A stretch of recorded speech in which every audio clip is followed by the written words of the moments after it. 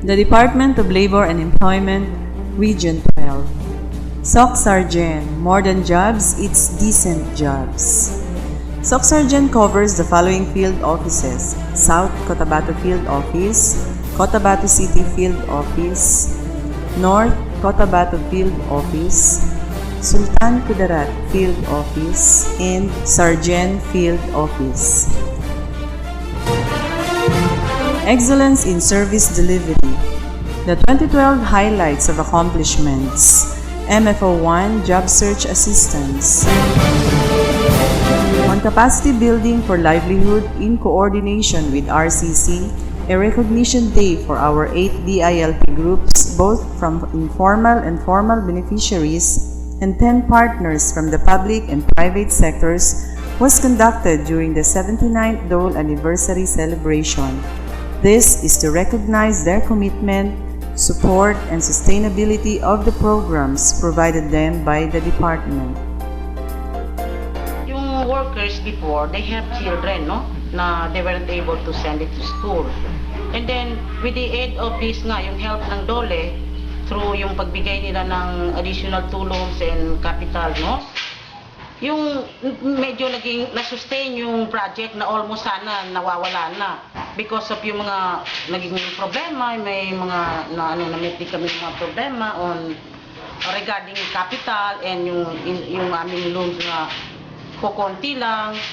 Tapos yung mga workers namin before, mga matatanda na. So, through the help also of DOLE, na nagkaroon kami ng training for young weavers. Ito actually sila is successor generation na. So ngayon, yung aming paghahabi, na-sustain na talaga, though hindi naman natin masasabi na malaking-malaki yung kinikita rin, kahit pa paano. Nandito siya at nag-produce pa kami na enhance yung kanilang. For capacity building of employment service providers, 5 local government unit pesos were institutionalized in Isulan, Kidapawan City, General Santos City, Alabel, and Polomolo. A training for career guidance counselors and practitioners was conducted in coordination with BLE, TESDA, CHED, and DepEd. As a result, we have established 1 regional career guidance network and maintained 5 provincial career guidance networks.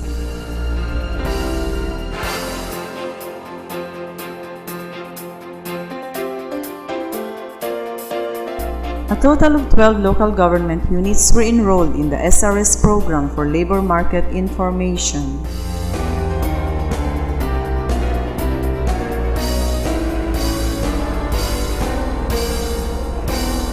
In order to curb job mismatch, we conducted 2 jobs fit consultations to industries and the academe in partnership with TESDA. 36 job fairs for both local and overseas employment were conducted in coordination with public and private partners. This office was able to facilitate employment to 2,923 job seekers that were hired on the spot. MFO2 Labor Standards Enforcement and Dispute Resolution.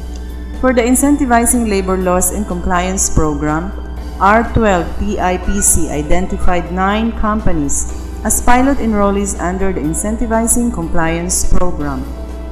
7 companies were given Certificate of Appreciation for the commitment and support to the program, namely the DOLE Sanfilco North Cotabato Zone, Energy Development Corporation, Mount Apo Geothermal Plant, Notre Dame University, Cotabato Light and Power Company, Notre Dame of Tacorong College, Sagittarius Mines Incorporated, and Allison's Aquaculture Incorporated.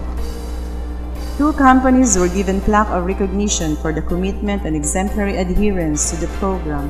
Both DOLE Philippines Incorporated and South Cotabato Integrated Port Services Incorporated were compliant and will be awarded the Tripartite Certificate Compliance with Labor Standards on December 20, 2012.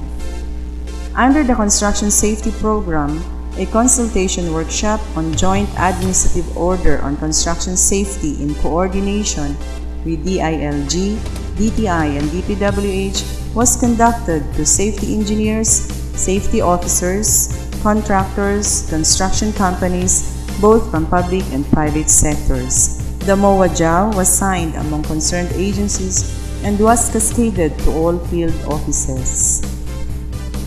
MFO3 Social Protection and Welfare. On Family Welfare Program, we have reorganized Federation of Family Welfare Committees or the FFWCs in Sargent last November 6, 2012, with newly elected officers who took their oath last December 7, 2012, with Regional Director Chona M. Mantilla as the inducting officer. A total of 31 FWCs were also reactivated. We have facilitated the approval of the project on organic fertilizer production in the amount of 749,834 pesos for the millers of the Cotabato Mill District Development Council Foundation Incorporated in Matalam, North Cotabato. MFO4 Social Partnership Promotion. During the 5th Regional Tripartite Industrial Peace Council Convention last November 9, 2012, one social accord was signed.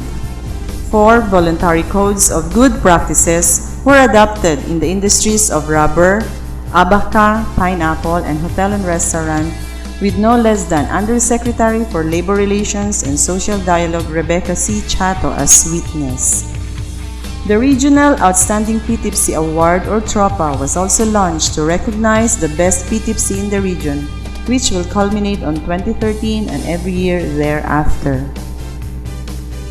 For the involvement mobilization among interagency committees and mechanisms, the Child Labor-Free Barangay was launched last October 15, 2012 with Secretary Rosalinda de Mapiles Baldos and Undersecretary Lourdes M. Trasmonte. School supplies were distributed and a livelihood grant in the amount of 104,693 pesos also released to the parents of child laborers. In partnership with DOLE Philippines and Mahintana Foundation, we distributed 413 wheelchairs to PWDs region-wide.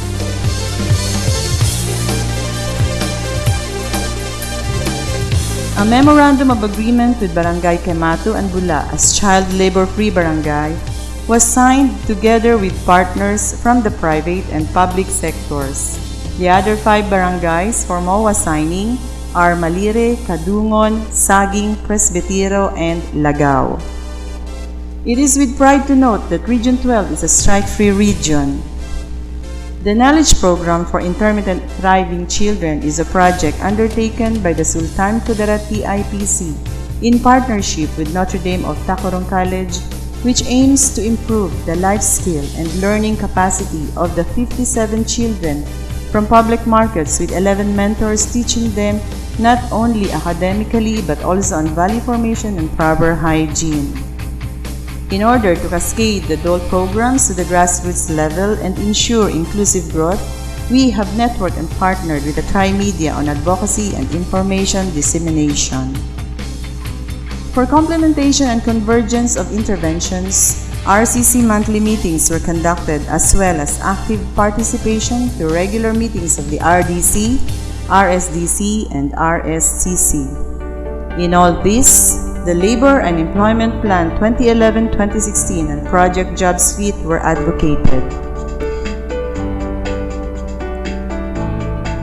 The 4th Mindanao Occupational Safety and Health Summit was hosted by the OSHNET 12 in coordination with the Department of Labor and Employment 12.